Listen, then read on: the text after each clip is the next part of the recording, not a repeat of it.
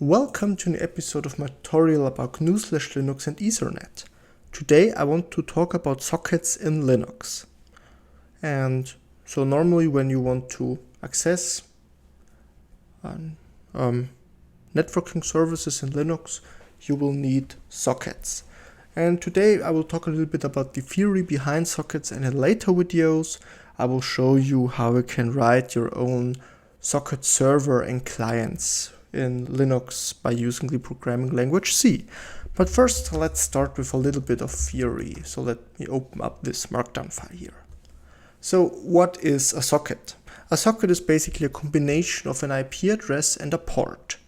Over the IP address, a computer can be addressed, and over a port, an application on the computer can be addressed.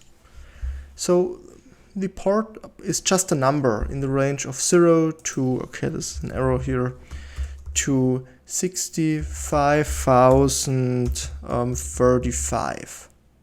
And the ports are split into well-known ports, register ports, and dynamic or private ports. So the well-known ports are the ports from 0 to 1023, and these are directly bound to specific applications. For example, behind port 22 you can normally find an SSH server, or behind port 25 you can find a server for a simple mail transfer protocol, or behind port 80 you can access an HTTP server. Then we have the register ports from the range 10,024 to 49,151. These ports are not standardized, so they're not really completely as well known and bind to each other as the well-known ports, but they are also quite popular. So an example here would be the port for HTTPS, which is port 8080, for example. And the rest of the range are dynamic or private ports, which are free for you to use in your dynamic applications. But in most cases it's also okay to use a port in this range here. But hey, never mind. Okay, and before we continue, we have to talk about TCP and UDP. So TCP and UDP are both mechanisms for sending and receiving data over a network. So TCP stands for Transmission Control Protocol, and it's basically a reliable protocol which will give you a reliable connection over which you can transfer a stream of bytes. TCP implements flow control, acknowledgements, and detection of package loss. And all these features make the transmission reliable. So TCP is mostly used if it's really important for you that you receive all the bytes in the correct order. And this is, for example, important if you are visiting a website or if you're downloading a file over an FTP server. Because if the bytes get mixed up, you can't use the file, you can't view the web page. In contrast to TCP, there is also UDP, the User Datagram Protocol. This is connectionless, and this means there is no guarantee that a package which is sent out over UDP really arrives at the host, and also there is no way for the server to know if something was received by the client or vice versa.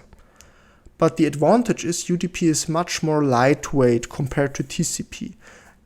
And UDP is mostly used in application where it's not so bad if a frame gets dropped, for example, audio or video streams. So in a video stream, when you're losing some frames, your frame rate will decrease, but the video is still playable, for example.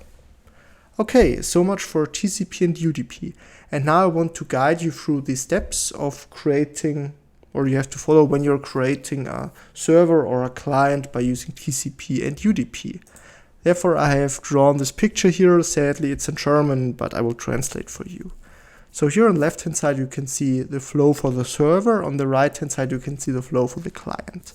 And the first step on the server and the client is always the same. You have to create a socket, and this can be done by calling or by using the socket function. Then, on the server side, you need to bind the socket to an address and to a port, and this can be done by using the bind function.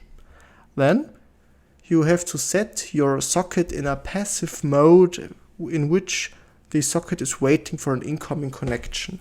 And this is done with the listen function. On the client side, after creating the socket, you can use connect to connect your client to a server who is currently in the listen state.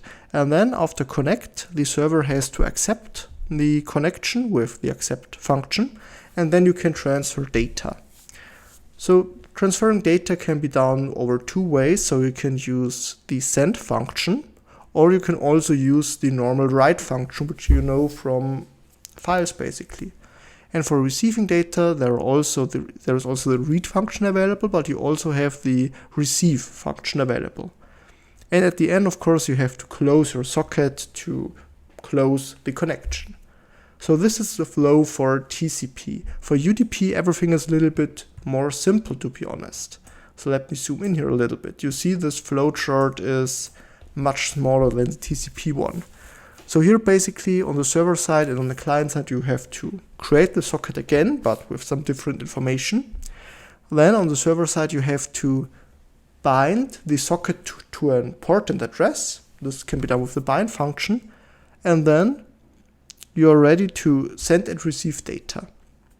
But now instead of send and receive, you're using send to and receive from to send and receive data.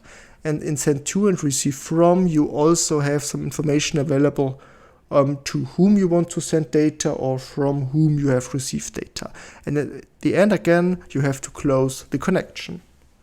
Okay, so much for the theory. In the next videos, I will actually show you how to code your own TCP clients and also TCP and UDP clients and servers. So I guess that's it for today. I hope you've enjoyed the video and learned something. In case you want to support my work, you can buy me a coffee on buymeacoffee.com/Linux. So thanks for watching and goodbye.